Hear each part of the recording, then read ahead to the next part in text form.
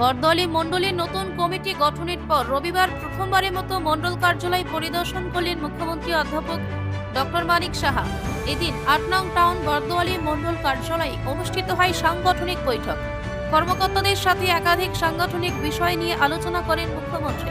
সাংবাদিকদের মুখোমুখি হয়ে মুখ্যমন্ত্রী জানান, নতুন মণ্ডল অফিস তৈরির প্রয়োজনীয়তা অনুভব করা হচ্ছে এবং শীঘ্রই তা নির্মাণের উদ্যোগ নেওয়া হবে। তিনি বলেন, এখানে সবসময় আসার ইচ্ছে হয়, কিন্তু ব্যস্ততার জন্য হয়ে ওঠে না। আজ রবিবার যানজট কম থাকবে মনে হওয়ায় হঠাৎ আসার সিদ্ধান্ত নিই। নিজ বিধানসভা কেন্দ্রের মণ্ডল কমিটির সঙ্গে বৈঠকে মুখ্যমন্ত্রী অতীতের রাজনৈতিক ও সাংগঠনিক অভিজ্ঞতার কথা স্মরণ করেন। সাম্প্রতিক কমিটি গঠন পরবর্তী এই বৈঠককে সংগঠন শক্তিশালী করার দিক থেকে অত্যন্ত তাৎপর্যপূর্ণ বলে মনে করছেন রাজনৈতিক মহল। স্থানীয় কার্যকর্তা ও নেতৃত্বরা মুখ্যমন্ত্রীর আকস্মিক উপস্থিতিকে উৎসাহবঞ্জক হিসাবে দেখছেন।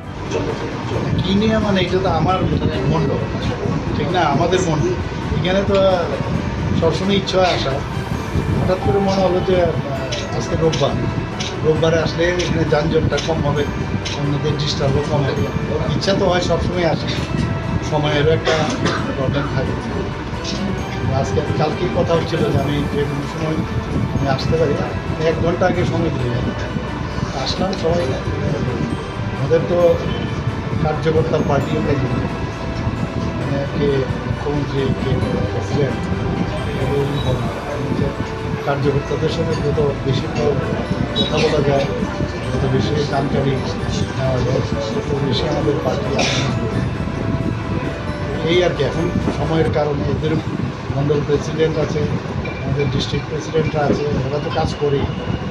কিন্তু জনপ্রতিনিধি হিসাবে আমারও তো দায়িত্ব। আলটিমেটলি তো আমরা এখান থেকেই গেলাম, যেহেতু মণ্ডল অফিসই ছিল না। আমার মনে আছে প্রথম আমি যখন পার্টিতে জয়েন করি, যে পুলিশ স্টেশন আছে পূর্ব থানা, আর সাইড দিয়ে আর কেউ তো দিত না, সেই কোনো রকম উঠে গিয়ে সেখানে আমাদের মিটিং করতে এটা হয়েছে। আগে মণ্ডল প্রেসিডেন্টও ভালো কাজ করেছে, এখন মণ্ডল প্রেসিডেন্টও ভালো কাজ করছে, সবাই মিলে। আরও মণ্ডল একটা ইচ্ছে আছে মণ্ডল ভালোভাবে যেতে। আরও অনেক আছে বাইরে দাঁড়িয়ে আছে, চাইছি যে একটা প্রপার যাতে সুন্দর মানে যা দরকার এই একটা মণ্ডল অফিস করার ইচ্ছা আছে। বরদোয়ালি মণ্ডল সব মণ্ডলই এক মণ্ডল হয়েছে, আমাদের এখানে যাচ্ছেই। কিন্তু বুঝতেই পারছেন করাটা তো বললে হয় না।